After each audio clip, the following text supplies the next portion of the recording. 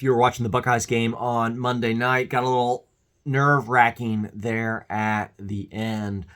We all know the most famous play of that game, the 3rd and 11 throw by Will Howard to Jeremiah Smith. They desperately needed a first down. They needed to change the field. They needed to reclaim momentum. And on that play, there was an amazing throw over the shoulder to an open Jeremiah Smith, who was in single coverage. And I've watched that play countless times, and it gets better and better with each viewing.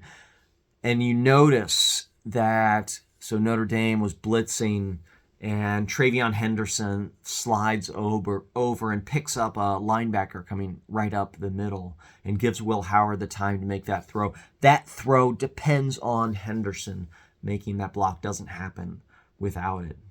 And Henderson making that block depends on something else, depends on something else, depends on something else. And this is what we're talking about in the 3rd week of our series on Thomas Aquinas' arguments for the existence of God. It's the argument from contingency. And Aquinas says everything depends on something else. Just as Will Howard having time to make that throw depends on Henderson picking up a linebacker. Everything in creation is dependent on something else, and on and on and on and on it goes.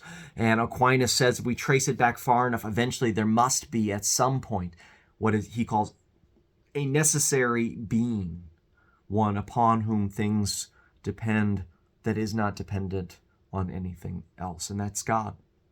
God is the necessary being standing at the beginning of it all. And what's amazing to me about it all, as you think about it, is that God is self-sufficient. God is complete. God is perfect. And so God didn't need to create, and so God chooses to create the world, which leads us to ask why.